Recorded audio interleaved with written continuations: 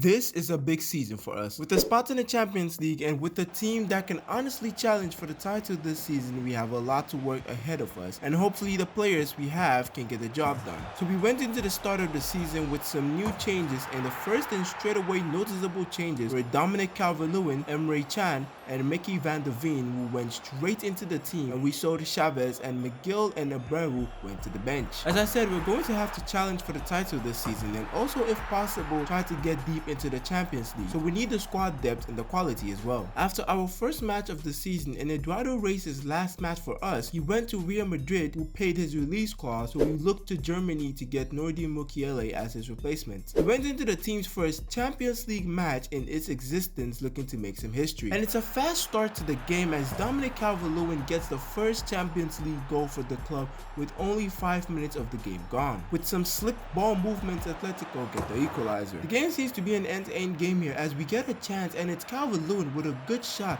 but it's saved and Arango is there for the rebound. Not the best communication between Van der Veen and Mukiele as Silva slips through and levels the game. The second half of this game was just end-to-end action with both goalkeepers being put to the test. We end up conceding a goal, but just minutes later we equalize again, and the defense in this match for both teams have just been poor, and that is shown again in the later stages of the game as Calvert-Lewin goes ahead to get his hat-trick and give us our first European win. We moved to our first Carabao Cup match against Liverpool, and I decided to give some youth players some game time, and that was Jackson, our backup goalkeeper, and Elliot, who some of you might remember as the up-and-coming next right back in our team who had his debut season last season. It was a pretty good game for Jackson. Despite not keeping a clean sheet, he did make some good saves. The problem in this game seemed to be going forward because after getting the equalizer, we just seemed to be missing chance after chance, and to a point where Calvert-Lewin had to come off. We later got a goal to put ourselves in front, and late into the game, McGill one-on-one against the goalkeeper sealed the game to take us to the next round. We went on to comfortably beat OGC Nice in the Champions League,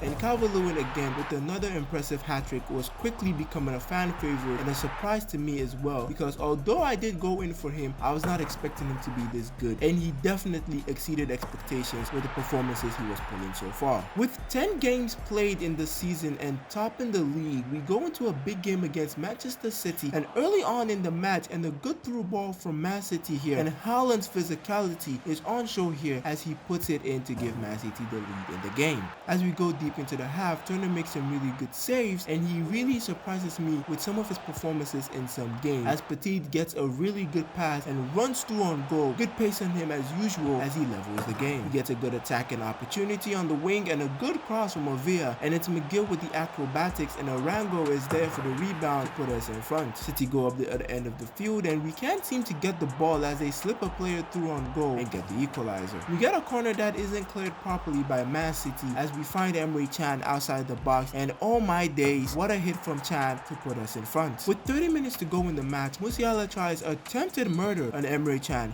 and is sent off. Avia tries to get the ball off Kulusevski, and maybe a little too much in terms of aggression to win the ball as he gives away a penalty that is put away to level the game. With a minute of normal time to go, we get an opportunity to get 3 points, and it's neat string of passes here as Avia takes on the wing with Petit as an option in the middle, and a good run from Avia as he finds Petit, who puts it in the final minutes and seals off the game for us, giving us massive 3 points as we maintain our top spot in the league. We go ahead to seal our spots in the Champions League knockout stages as we comfortably beat Atletico Madrid 3-0, and the season is looking good for the team so far, and the players are full of confidence at the moment. The season started to look a little bit grim here as we go on to lose Petit to a long-term 2-month injury, and Kual is going to have to cover for him till he returns. As we go into our newfound rivalry with Spurs, it always looks like we have a player injured anytime we have to face them. Early aggression from Spurs in the game, but we continue our attack here as Kual goes to find Dominic. Good control, but it's an equally good save, and Spurs with an early yellow card for the earlier tackle. Good attacking opportunities for both teams, and the aggression from Spurs is prevalent in this game. Referee had to get some control in this match because tackles from Spurs were just flying in on our players. First go on the attack here as Luis Diaz goes through, and a good shot, but it's off the post, and a rebound from Spurs get the opening goal of the game. Into the second half, and Kual, having some big shoes to fill, does well to get through on goal and gets us the equalizer. Kual again leading the attack for us on the left hand side as he skips past the defenders and does well to find Dominic, whose first touch is good as he finds the back of the net to put us in front, and that is enough to give us a really good 3 points and a big win for us against our rivals. With Petit out injured, you would expect performances in the team to drop, but Kual and Arango turned up for the team and put out outstanding performances and really showed the fans what they were made of. And due to this result, we were able to go on a really good run and maintain our top spots in the league as we return to January.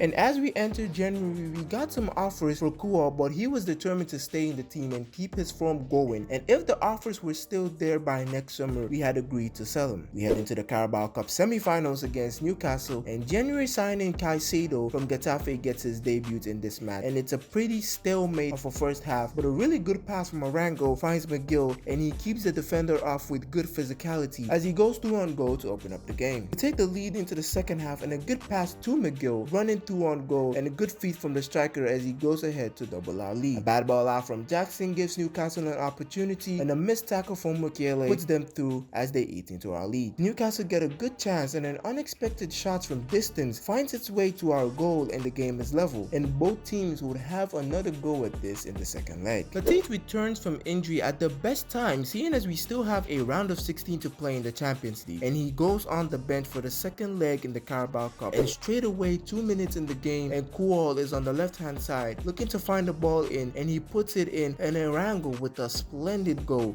to put us in front. And these two players are having the best time of their careers at the moment. Almost immediately, Newcastle go up the other end and get the equalizer. With a few minutes left of the first half, Newcastle take the initiative and go ahead into the second half, and we get a good opportunity and good one-touch passes, and it's Arango on the double who goes to level the game. Misplaced pass from the Newcastle player, and Jovanovic with the forward pass to find Dominic, and it's Kual and Arango 2 on goal, and these boys have a real connection at the moment as Arango gets his hat-trick and gets us into another Carabao Cup final. We go into the first knockout stage of the Champions League, and Petit is back in the team, and majority of the first half, both teams just seem to be solid defensively. And with the minute to go in the half, it's Calvert-Lewin who finds the experienced Emery Chan, who goes on to put us in front as we head into the second half. Early on in the second half, and Juventus have a player in a good position and great physicality from Lukaku to hold off Mukiele as he gets the equalizer. We get a corner, and Arango comes out for Kual as we take the corner, and a good one from Petit as Dominic heads it in to put us in front again. Juventus again benefiting from the quality they have as Lukaku levels the game again for them. Final stages of the game, and it's Juve on the attack again, and Bellingham in the box now, and a pretty good finish gives them the lead heading into the second leg. From one big game to another, we head into another Carabao Cup final against our rivals at the moment, and what a final this was, and probably not one that would live long in the memory of Spurs, because they did not get a sniff at goal in this game. They always do seem to be the more aggressive side in these matches as they get a red card in the game, and that just really ended it for them as we went on to just wrap it up with a surprise hat-trick from McGill to give us our first Carabao Cup trophy, and what a way to win it.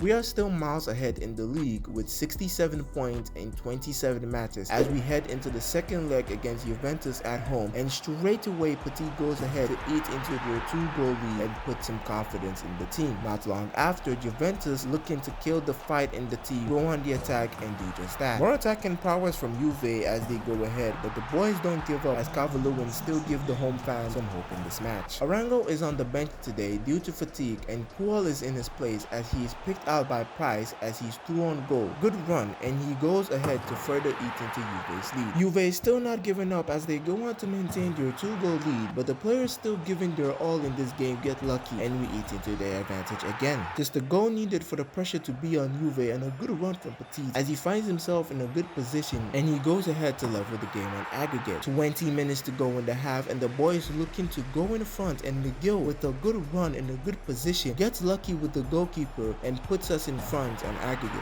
I'll be honest and say we have been the better team, but Juve just have the better players as they level the game on aggregate again. 10 minutes to go in the game and we are really in a good position as our front three look to get something, and it's Miguel who is in here as he lays it off to Kuo, who slots it in the back of the net to give us the lead in the latter stages of the game. With the minute gone, Juve going all out to get a goal, have a corner, and they don't make the most of it, and their goalkeeper is out of position as Miguel looks to go solo, and not enough players back for Juve here as Miguel makes a really good run and seals off the game, and we do well to go through to the quarterfinals. We still maintain top spots in the league with a 9-point gap as we head into the quarterfinal against a familiar side in Atletico Madrid, and this was a tough one. The first leg was action-packed from both teams, and Joao Felix was definitely the man of the match for them as both teams just went full on attack, and we were pretty concerned for the second leg seeing that it was going to be at their home, so we tried our best to take a lead into that game, but unfortunately that wasn't the case. But we were spared our blushes as Joao Felix was nowhere to be found in the starting 11 or on the bench, and it ended up being a walk in the park for us and a pretty disappointing second leg because I was hoping that the team would be at least tested a little bit going into this game, but we go on to prepare for the semi-finals.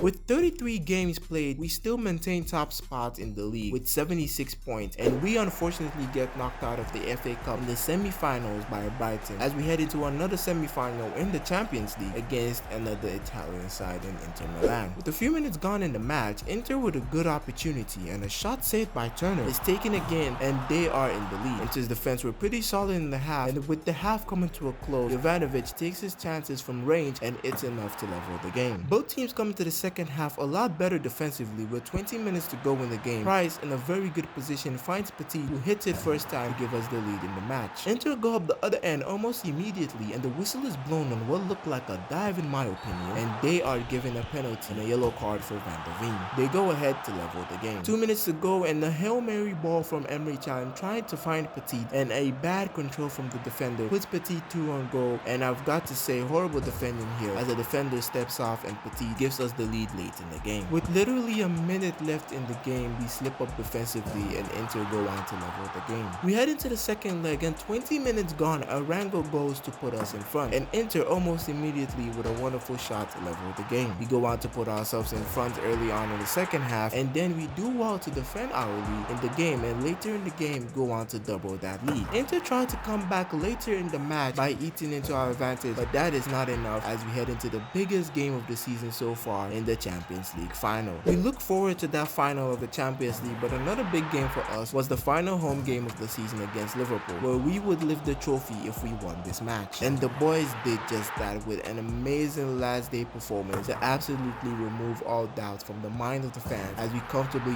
win the game and get our first Premier League trophy. And what a moment it is for these players, especially for people like Duncan Bird, who have been with us all the way from League 2 to their first major trophy.